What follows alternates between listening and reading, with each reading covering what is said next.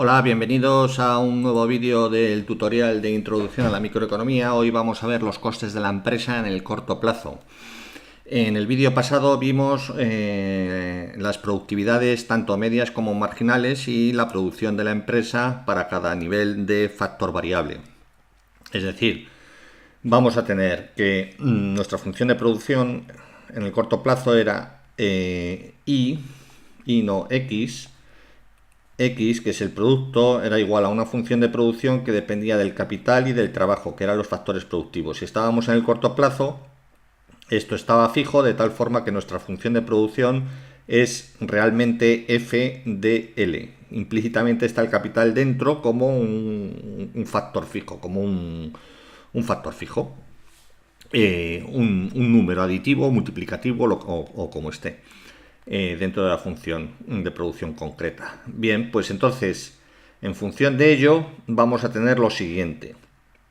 Vamos a tener que cada uno de los factores, el precio del factor capital, el precio del capital va a ser, no nos vamos a meter ahora en qué es el precio del capital, qué es el precio del capital, solamente que el capital podemos ir a comprarlo en el mercado de capitales y su precio unitario, el precio de cada unidad, es R.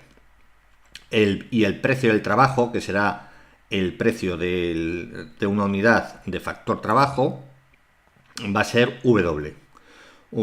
De tal forma que los costes de la empresa, en el corto plazo, los costes serán unos costes fijos. ¿Y a qué hacen referencia? Pues a que independientemente del nivel de producción de la empresa, esa empresa como tiene K unidades de capital fijas, pues si lo multiplicamos por su precio, R, eso va a ser el coste fijo. ¿Coste fijo de qué? Coste fijo que es independiente del nivel de producción. Produzca 1 o 1.000.000 de unidades, va a tener este coste fijo. Bien, y el coste variable en contraposición, el coste variable, costes variables. El coste variable va a ser la valoración, del factor variable. Va a ser la valoración del factor variable. Entonces, la valoración a su precio. Entonces, va a ser el factor V multiplicado por la cantidad de trabajo que utiliza dado su nivel de producción, es decir, dado su nivel de producción L de X, es decir, L va a utilizar una cantidad de trabajo para cada nivel de producción. L lo puede modificar. Bien, ¿y de dónde viene este L? Pues vimos que venía de la función de producción. Para cada unidad de producto, la cantidad de trabajo óptima es, para cada nivel de producto, tiene que haber una unidad óptima, una cantidad óptima de factor trabajo. Bueno, pues para cada nivel de producto tenemos, la empresa contrata según su función de producción una cantidad óptima de trabajo. Por ejemplo, veíamos si la función de producción, luego vamos a ver un ejemplo, pero si la función de producción fuera raíz cuadrada de capital por trabajo, si estamos en un corto plazo de K igual a 36, entonces nuestra función de producción a corto plazo será 36 por L, es decir, sacando el 36 fuera, 6 por raíz de L. Bueno, pues entonces vamos a tener que para cada nivel de producción vamos a tener una cantidad de trabajo óptima que teóricamente es minimizadora de costes. Aquí no se ve exactamente, pero esta sería la cantidad óptima minimizadora de costes. Cuando tenemos más de un factor variable sí que se ve mejor, pero bueno, sería la cantidad de factor mínima necesaria para producir X. Luego, por tanto, el coste variable va a ser para cada nivel de producción el mínimo coste necesario para producir X unidades. Es decir, si queremos, podemos elevar al cuadrado todo, esto sería X cuadrado, sería igual a 36 por L, luego L sería igual a X cuadrado entre 36. Esta sería la demanda de factor trabajo para cada nivel de producción. De tal forma que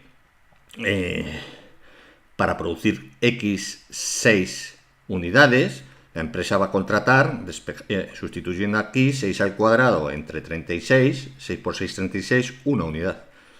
Y así sucesivamente. Para x igual a 40 y para x igual a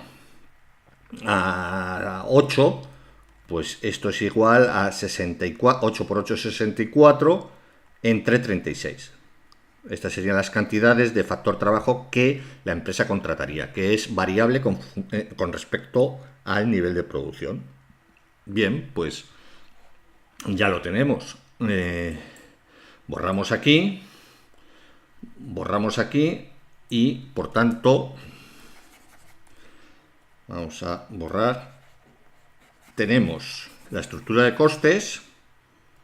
La estructura de costes va a ser costes fijos, lo que he dicho, costes variables, V por la cantidad de factor trabajo que contrata para cada nivel de producción. Bien, ¿y qué van a ser los costes? La suma de los dos van a ser los costes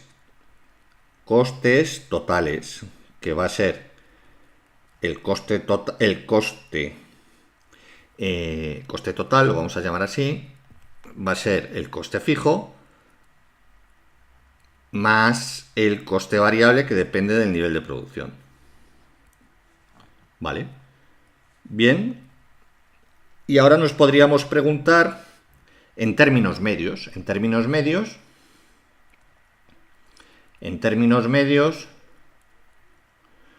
¿cómo sería la función de coste? En términos medios, es decir, en términos promedio, es decir, ¿cuánto cuesta producir una unidad de bien una vez que hemos producido 200, por ejemplo? Pues sería el coste total dividido entre el número de unidades. Sería el coste promedio de una unidad, o el coste medio. Entonces, podemos aplicarlo a cada uno de los dos tipos de coste y a la suma de ambos. O sea que en términos medios tendríamos, para el coste fijo medio, tendríamos el coste fijo medio. El coste fijo medio, es decir, que sería el coste fijo dividido entre X. Es decir, es el coste fijo por unidad de producto. Claro, como CF es una constante, conforme va aumentando X, el coste medio va disminuyendo, efectivamente. Bien, el coste variable medio. El coste variable medio sería, que lo vamos a llamar así, coste variable medio, que va a depender de X. Va a depender del nivel de producción. Va a ser el coste variable, que depende de X, dividido entre X. Es lo que me cuesta por término medio una unidad de producción, una unidad de producto.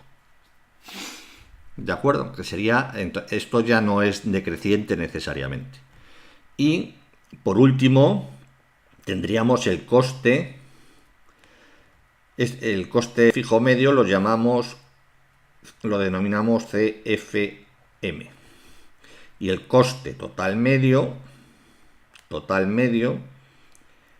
sería igual a, lo llamamos así, coste total medio, en función de X, sería el coste total dividido que depende de X, entre el coste entre X por unidad de producto. Y el coste total tenemos que es coste fijo más coste variable dividido entre X, con lo cual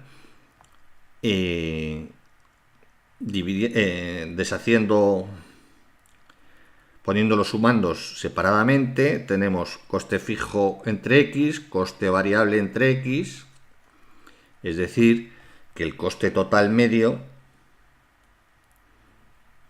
es igual también al coste fijo medio, porque este es el coste fijo medio más el coste variable medio, que depende de X. Muy bien. Ahora podemos ver lo mismo en, en términos marginales. En términos marginales. Si lo vemos en términos marginales, borramos aquí. Podemos hacer lo mismo para cada uno de los conceptos de coste. Para cada uno de los conceptos de coste. En términos marginales tendríamos lo siguiente. En términos marginales tendríamos el incremento de coste fijo ante incremento de X es 0, luego el coste marginal fijo de alguna forma va a ser 0 siempre, o sea que ese no tendría mucho sentido hablar de él. Pero del coste variable sí, podemos hablar del coste marginal, que va a depender de X, como el incremento de coste variable, que depende de X, ante incrementos unitarios del nivel de producción. Es decir, lo que me cuesta producir, lo que le cuesta a la empresa producir la última unidad. Lo que le cuesta a la empresa producir la última unidad. No es lo mismo producir 100 unidades, la 101 le costará, en general, le costará esa unidad adicional, le costará una cuantía, y no lo mismo que el mismo coste marginal si produce 25. En general será distinto. Habrá algún caso en que sea igual, pero en general será distinto. Eso es como un maratoniano. El coste de correr 1 kilómetro más para el maratoniano no es el mismo coste cuando lleva 2 kilómetros recorridos que cuando lleva 38. El coste de recorrer el tercer kilómetro en general será menor que el coste de recorrer el kilómetro 40. ¿De acuerdo? Y son 1 kilómetro. Y en ambos casos la distancia es 1 kilómetro. Bueno, pues para la empresa no es lo mismo el coste de producir una más cuando produces 4 unidades o 3 unidades que cuando el coste de producir una más cuando produces 40. En general será distinto. Bien, esto matemáticamente, no me quiero meter mucho, pero matemáticamente el coste marginal lo denominamos como CMG. El coste marginal será el coste marginal en términos infinitesimales cuando el incremento de X es muy pequeño. Podemos tomar este límite cuando el incremento del coste variable ante incremento de X, cuando el incremento de X es muy pequeño. Es decir, vamos a hallar el mismo coste marginal de producir una más, pero cuando el incremento de X es muy pequeño. Es muy pequeño. Entonces aquí lo que tenemos es la derivada de la función de costes variables respecto a X. Es lo mismo, estamos en términos diferenciales.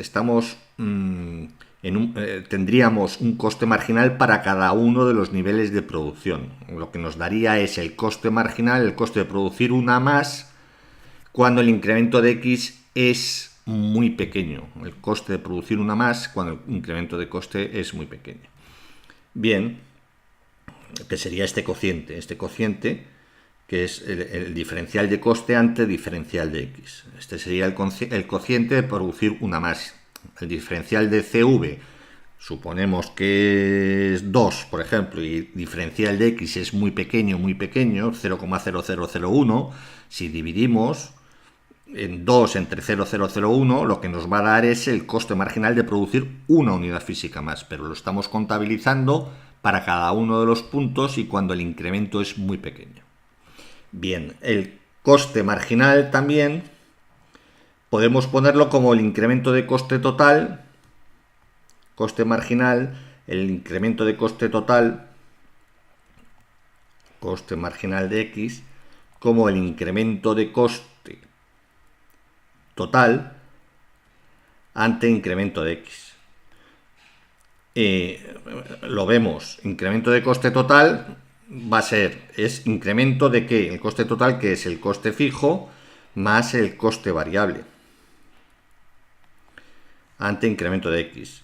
La función incremento se puede poner es distributiva, se puede poner como incremento de coste fijo más incremento de coste variable, y cada uno de ellos lo dividimos entre X. Entonces, claro, el incremento de coste fijo ante incremento de X, como hemos dicho antes, es 0, porque el incremento de coste fijo siempre va a ser 0, porque es fijo por definición, y este es el incremento de coste variable entre incremento de X, que es el coste marginal. Luego, es el coste marginal, y en términos infinitesimales lo que hemos puesto arriba. Luego, el incremento de coste total ante incremento de X es igualmente el coste marginal, que en términos infinitesimales sería la derivada del coste total con respecto a X, que sería lo mismo. Luego, para calcular el coste marginal para cada nivel de producción, basta con hallar el incremento del coste variable ante incremento de X o su derivada, o de la función de costes totales, hallar el incremento de costes totales ante incremento de X o su derivada. Sería exactamente lo mismo. Bien, pues con esto ya hemos definido todos los costes de la empresa. Entonces, vamos a ver en función de la curva de producto total y por tanto de productividades marginales, cómo van a ser esas funciones de coste. Y las vamos a representar gráficamente, las funciones de coste, en el espacio. Las vamos a representar gráficamente en el espacio nivel de producción y costes. Por ejemplo, aquí podremos poner en términos absolutos, podremos poner aquí coste fijo, coste variable y coste total. Podremos representar en función del nivel de producción, podemos representar esas curvas. ¿Y qué forma van a tener? Van a ser así, van a ser así, van a ser rectas, van a ser constantes, etc. Eso lo vamos a ver en el próximo vídeo. Y también vamos a